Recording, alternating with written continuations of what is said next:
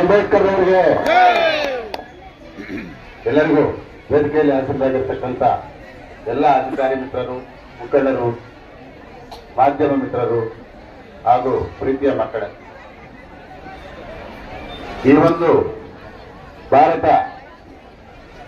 ಸಂವಿಧಾನ ದಿನಾಚರಣೆ 75ನೇ ಸಂವಿಧಾನ ದಿನಾಚರಣೆಯನ್ನ ಈ ದಿವಸ ನಮ್ಮ ತಾಲೂಕು ಮಟ್ಟದಲ್ಲಿ ಬಹಳ ವಿಜೃಂಭಣೆಯಿಂದ ಆಚರಣೆ ಮಾಡ್ತಾ ಇದ್ದೀವಿ. ಈ ಒಂದು ಆಚರಣೆಗೆ ಕಾರಣಕರ್ತರಾದ ಎಲ್ಲ ಸಮಾಜದ ಮುಖಂಡರು, ಅಧಿಕಾರಿ ಮಿತ್ರರಿಗೂ ತಾಲೂಕು ಆಡಳಿತ ಪರವಾಗಿ ನಾನು ಪ್ರಥಮವಾಗಿ ಅಭಿನಂದನೆಗಳನ್ನು ತಿಳಿಸ್ತಾ ಇದ್ದೇನೆ. ಈ ಒಂದು ಸಂವಿಧಾನ ದಿನಾಚರಣೆಯನ್ನ ಯಾಕಪ್ಪ ನಾವು ಆಚರಣೆ ಮಾಡ್ತೀವಿ ಅಂತಂದ್ರೆ, ಇವತ್ತು ಪ್ರಪಂಚದಲ್ಲೇ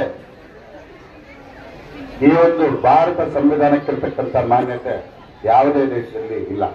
ಕಾರಣ ಏನಪ್ಪಾ ಅಂತಂದ್ರೆ, ಇದಕ್ಕೆ ಶ್ರೀ ಬಾಬಾ ಸಾಹೇಬ್ ಅಂಬೇಡ್ಕರ್ ಸಾಹೇಬರು ಮಾಡಿರ್ತಕ್ಕಂಥ ಒಂದು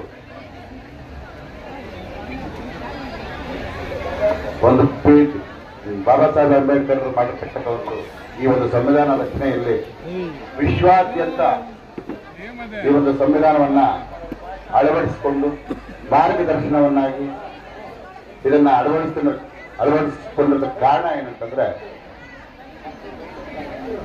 ಇಷ್ಟೊಂದು ಶ್ರೇಷ್ಠವಾದ ಸಂವಿಧಾನ, ಸಮಾನತೆ ಮತ್ತು ಎಲ್ಲಾ ರೀತಿ ಹಕ್ಕುಗಳನ್ನ ಸಂಪೂರ್ಣವಾಗಿ ವಿವರಿಸಿರ್ತಕ್ಕಂಥ ಒಂದು ಗ್ರಂಥ ಎಂದ್ರೆ ನಮ್ಮ ಸಂವಿಧಾನ.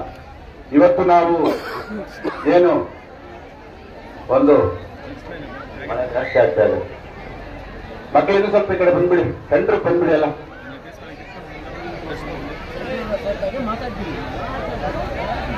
ಈ ಒಂದು ನಾವು ಭಾರತದ ಸಂಸ್ಕೃತಿಯಂತೆ ಏನು ನಾವು ರಾಮಾಯಣ, ಮಹಾಭಾರತ, ಬೈಬಲ್ಲು ಮುಂತಾದ ಗ್ರಂಥಗಳನ್ನ ಎಷ್ಟು ಗೌರವಿಸ್ತೀವೋ ಅದಕ್ಕಿಂತ ಉತ್ತಮವಾದ ಒಂದು ಗ್ರಂಥ ಇದು. ಇವತ್ತು ನಮ್ಮ ಜೀವನವನ್ನ ನಿರೂಪಿಸತಕ್ಕಂಥ ಒಂದು ಗ್ರಂಥ ಎಂದ್ರೆ ತಪ್ಪಾಗಲಾರದು.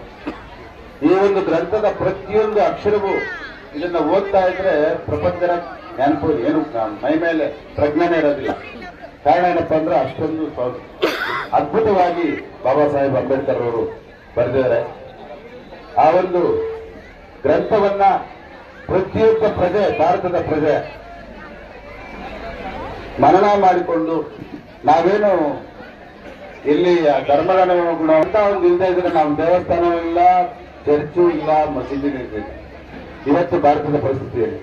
ಅದಕ್ಕಾಗಿ ಈ ಒಂದು ಸಂದರ್ಭದಲ್ಲಿ ನಾನು ಹೇಳೋದಕ್ಕೆ ಇಷ್ಟೋದೇನೆಂದ್ರೆ, ಈ ಸಂವಿಧಾನವನ್ನ ಪ್ರತಿಯೊಬ್ಬ ಪ್ರಜೆ, ಭಾರತದ ಪ್ರತಿಯೊಬ್ಬ ಪ್ರಜೆ ಅನುಸರಣೆ ಮಾಡಿದ್ರೆ ಜೀವನದಲ್ಲಿ ನಮಗೆ ಯಾವುದೇ ರೀತಿ ತೊಡಕು ತೊಂದರೆಗಳಾಗೋದಿಲ್ಲ ಅಂತ ಹೇಳ್ತಾ ಮತ್ತೊಮ್ಮೆ 75ನೇ ಸಂವಿಧಾನ ದಿನಾಚರಣೆಯ ಶುಭಾಶಯಗಳನ್ನು ಕೊಡುತ್ತಾ ನನ್ನ 4 ಮಾತುಗಳನ್ನ ಮುಗಿಸಿ,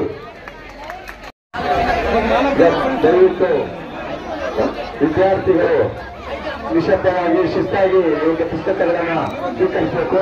ಉಳಿದಂತಹ ಪುಸ್ತಕಗಳನ್ನ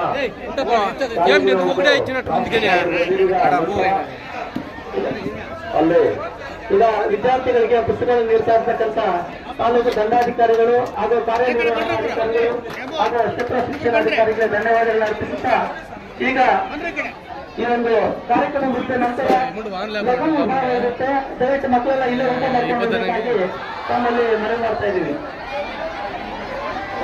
ಗಲಾಟೆ ಮಾಡುವಾಗ ದಯವಿಟ್ಟು ಮಕ್ಕಳು ಶಿಸ್ತಿನಿಂದ ತಮ್ಮ ಪುಸ್ತಕವನ್ನು ತೆಗೆದುಕೊಳ್ಳುವುದು.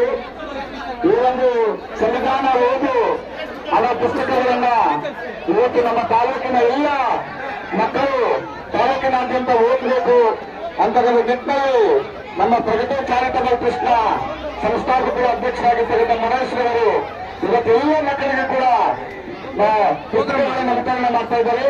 ಅವರಿಗೆ ನಮ್ಮ ಎಲ್ಲ ದೀನ ಬಂಧುಗಳ ಪರವಾಗಿ ಕೂಡ ಧನ್ಯವಾದಗಳನ್ನು ಅರ್ಪಿಸ್ತಾ ಇದ್ದೀವಿ. ಸಂವಿಧಾನದ ಮಹತ್ವ ತಿಳಿಯಬೇಕು, ಸಂವಿಧಾನವನ್ನ ಎಲ್ಲ ಮಕ್ಕಳು ಓದಬೇಕು, ಮಕ್ಕಳಲ್ಲಿ ತಿಳಿದೇ ಬರಬೇಕು. ಕಾನೂನಿನ ಬಗ್ಗೆ ಅರಿವು ಬರಬೇಕು, ಸಂವಿಧಾನದ ಬಗ್ಗೆ ನಂಬಿಕೆ ಇರಬೇಕು ಅಂತಕ್ಕಂಥ ನಿಟ್ಟಿನಲ್ಲಿ ಇವತ್ತು ಗಣೇಶ್ ಅವರು ಈ ಪುಸ್ತಕಗಳನ್ನು ವಿತರಣೆ ಮಾಡ್ತಾ ಇದ್ದಾರೆ. ಅವರಿಗೆ ನಮ್ಮ ಎಲ್ಲ ಬೆಳಗಾವಿ ತಾಲೂಕಿನ ಎಲ್ಲ ದಲಿತ ಬಂಧುಗಳ ಪರವಾಗಿ, ಸಂಘಟನೆಗಳ ಪರವಾಗಿ, ಭೀಮ ಅನುಯಾಯಿ ಪರವಾಗಿ ಅವರಿಗೆ ಧನ್ಯವಾದಗಳನ್ನು ಅರ್ಪಿಸ್ತಾ ಇದ್ದೇವೆ.